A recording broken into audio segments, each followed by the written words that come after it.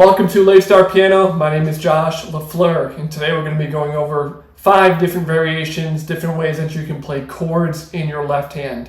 So this video is going to be all about how to use your left hand to play those chords, different ways you can do so, and we're going to be keeping the right hand very simple. We're going to be playing songs at the end of this. I'm going to give you a few different examples, and all of the songs that I will be playing all have a one-note melody, right? So very simple melody. All the focus is going to be on that left hand, on that harmony, on that storytelling that the chords provide underneath that right hand melody. So level 1, again, we'll just be playing triads. We're going to be in C major the whole time. We're going to be playing the 1, 5, 6, and 4. That's all the left hand. And then the right hand will be playing up in this octave or maybe down in this octave. We'll just be playing the roots of the chord. So if we're playing C major, we're just going to play C in the right hand, all with one finger. And then we'll be going to G major, playing that G in the right hand. 6, 4. Right, so that's level 1. Just playing block chords with your pinky, middle finger, and thumb in the left hand. 1, 3, 4. Here's the 5, 6, and the 4. And then we're back at the 1. So that's level 1, very simple, but you can already tell how the harmony changes and how the feelings that it generates change depending on if you're playing a major chord, if you're playing a minor chord, if it belongs in the key, if it doesn't belong in the key. All of those things affect how it sounds. So then in level 2, we'll be doing the same thing, except we're going to be playing inversions. So if you don't know, inversions are just different ways of playing the same chord. Here's a C major in root position. It's in root position because the C is at the bottom of the piano. We can also play with the E at the bottom. Same notes, right? Still C, E, G. It's just they're in a different order. And then we can invert this one more time, where the G is at the bottom. And then we're back at the root position. So level 2, we'll be using C major root position. Then we're going to go to this G major in first inversion. First because the G is up at the top. A minor, we'll keep that in root position. F major, we'll put that in first inversion, and then back to C. So this is level 2 of just unlocking your left hand, unlocking that creativity with the chords that you're playing in the left hand. So here's level 2. Here's the 1, the 5, the 6, and the 4. 1, 5, 6, 4. So still pretty simple at this point. Everything is still kind of blocked in, right? Notice how close the notes are. They're very close together. We're pretty confined all into one octave from C to C. All those notes are in the same octave. So in this level 3, what we're going to work on is expanding outwards across the piano. So we're going to start that very simply, just playing in fifths. So in the left hand only, we have the pinky on C, and then the thumb will be playing G. And already it's a little bit more open, right? We don't have this middle note, which is kind of making it a cluster, making it a closed chord. Now it's a little bit more open. It's no longer a chord made up in thirds, right? This is thirds. C to E is a third, E to G is a third. Now we have a fifth, C to G. And again, we still had that fifth in this chord, the C and the G, but getting rid of that E makes it feel much more open. So that would sound something like this for level 3. Here's the 1, 5, 6, 4. 1, 5, 6, 4. And already you can hear it sounds much different than the level 1 where we started.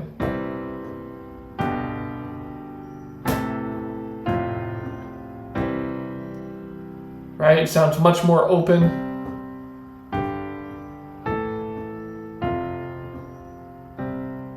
Sounds much more open, it's more floaty-like, it's more dream-like, it's not as aggressive. And when you're playing the piano, that can be fine if you want to play something aggressive, if you're playing something, you know, like that. Something a little bit more crunchy, a little bit more of like that stride piano, right? Where you're kind of jumping all around. But other times you want something to be a little bit more connected, a little bit more flowy like that. Something like this. Right? Maybe Over the Rainbow. It depends on what you're playing, but it's nice to have that open chords, that open progression. So that was level 3. Then we can go on to level 4, which is where things really start to get interesting. In the left hand only, we play the root, the 5th, and then the root again. So now we're playing octaves in the left hand, but we're also adding in the 5th of the chord in the middle. So it's still very open. Right? Look how much space we can take up. We have taking up an entire octave in the left hand alone, and then we can jump up another octave. Look how much more space we're taking up now, playing it like this versus playing it like this.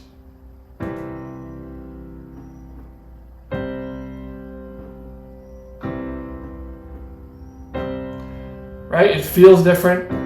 It looks different. It sounds different. Even though we're playing the exact same notes, we're all C's and G's, we're playing the same exact notes, because the spacing is so much different between the two, it sounds and feels a lot different than what you normally would expect, or what you would normally play in those earlier levels. So, to go through that same chord progression, here's the 1,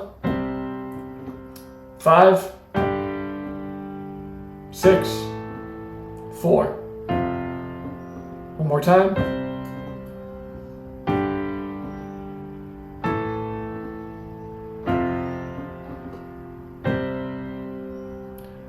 Right? And to me, again, just to put it back to level 1, it sounds so much better. Sounds so much better to kind of open up the piano. Full-size piano, we have 88 keys, so why not use them? Why not expand across multiple octaves if you are able to do so? Which leads me into point number 5, or the 5th way you can play chords, is you can do the same thing, except if your hands are big enough, you can play tenths. So now look up at how much space we're taking all with one hand. We have the C, the G, and the E. And it's a tenth because remember in our C major scale, these are all the notes. And a tenth, this would be the octave. This would be 8, right? That would be a perfect 8th. This would be a 9th, and this would be a 10th. So when we play C, E, and E, or C, G, and E, that E is the 10th of the C, right? And when you start playing tenths, first of all, if you can't reach it, then you might just have to use the octave and kind of, or use the sustain pedal and kind of roll the chord, something like that, right? If you can't reach it. If you can reach it, then that's great. You can just reach it and play the notes as you normally would with the pedal. But that 10th sound makes things sound really, it's almost like a longing kind of feeling, like maybe kind of sad, maybe kind of nostalgic, very like soft. It's a very soft sound, right? Listen to that. This would be the G, A, and the F. It's very soft, and again, compare that to the original.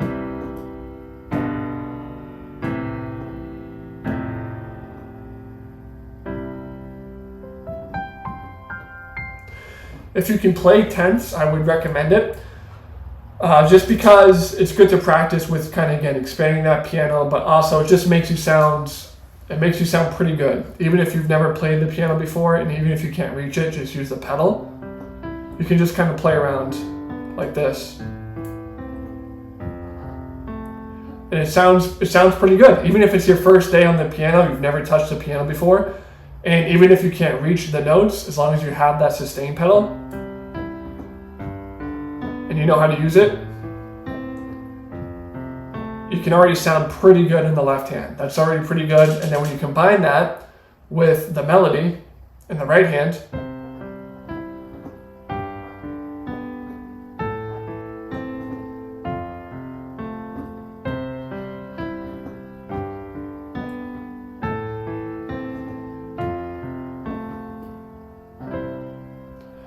even that, even just sticking with our one note melody, right? 1, 5, 6, 4, 1, 5, 6, 4, 1.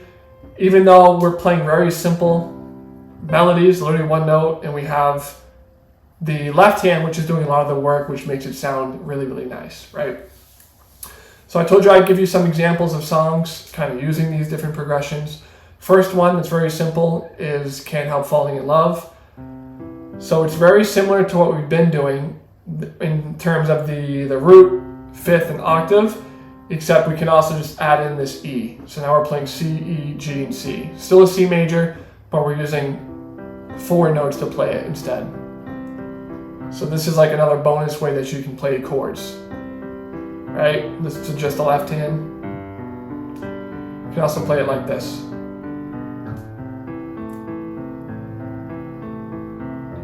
And playing all of the notes,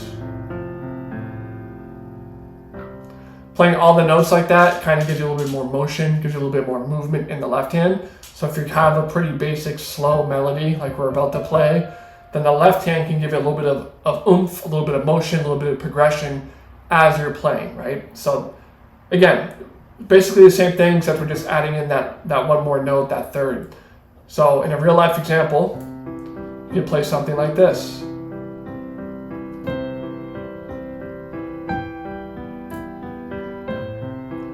Right hand's just a one note.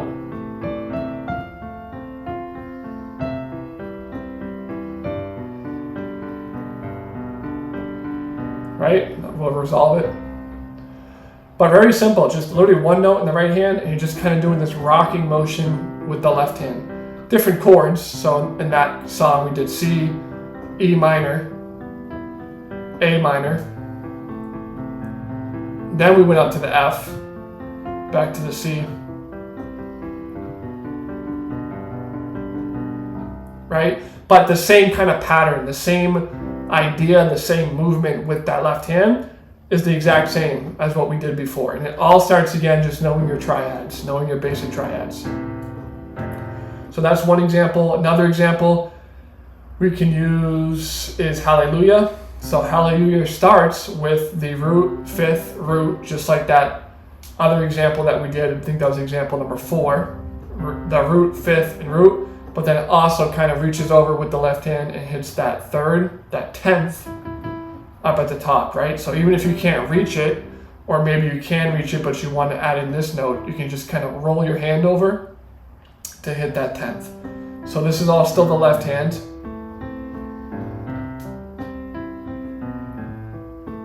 Then just a single melody.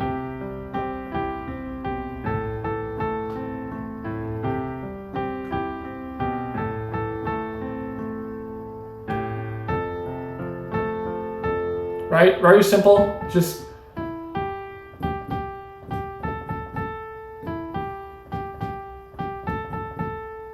that's the beginning part of Hallelujah in the right hand. Just one note, and again the left hand is carrying all of this motion by itself.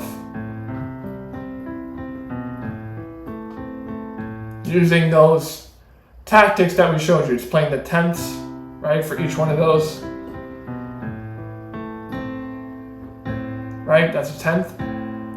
It's playing those, and then we went to the F, another 10th.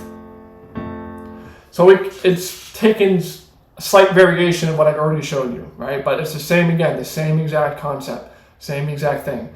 And those are slower songs, so those are kind of slowy, dreamy, loving kind of songs. But you can also play something like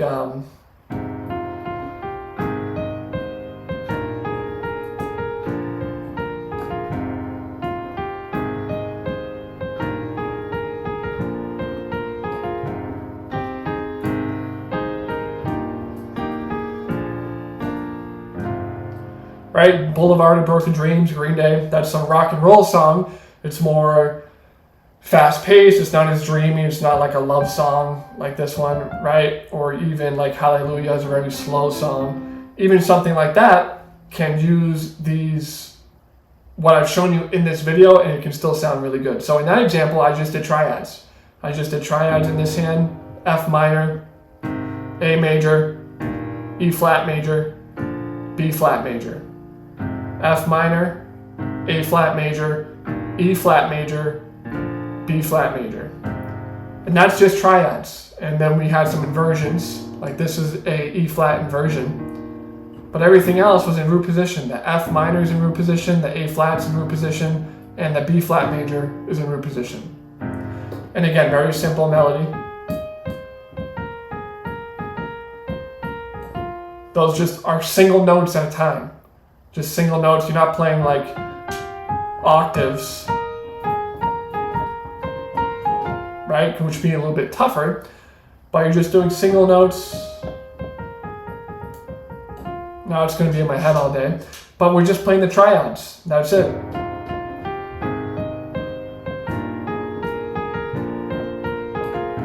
Again, these are real songs. It doesn't have to be complicated. You don't have to do octaves in the right hand with the fifth or something crazy, or you don't have to be jumping all around the left hand, jumping up and down different octaves. You can keep it very simple. You can just do it this way. Maybe you want to throw in a 10th once in a while. Maybe you just want to keep it in triads, but you want to play them in different inversions. You can do all of that and still keep it very simple. As long as you know what the melody notes are, it's going to sound pretty good. And again, we can, instead of playing in triads, we can open this up. So we do F minor, here's the A flat, E flat, and the B flat. Right? It's just another way of playing it, but both sound really good no matter which way you kind of go about it. So with all that said, again, my name is Josh LaFleur with Late Start Piano. I hope those 5 ways help you at least experiment and become a little bit more creative with your left hand. And now you also realize that you can play really nice sounding songs, even if you feel like they're a little bit out of your reach. So let me know how these techniques help you. If you're interested in more, I do run lessons via Zoom. It's styled just like this, the way you see it now. And again, if you want to take those lessons, send me an email, latestartpiano@gmail.com. Email address is down below. I am also offering a free PDF. It has 34 essential tips to help you play the piano like you always wanted to. Has a lot of different tips from the way you practice, from the mental game. We talk about music theory. Everything you need to know to start playing the piano is in that free PDF. Again, link is down below if you want to get that. Happy practicing. My name is Josh.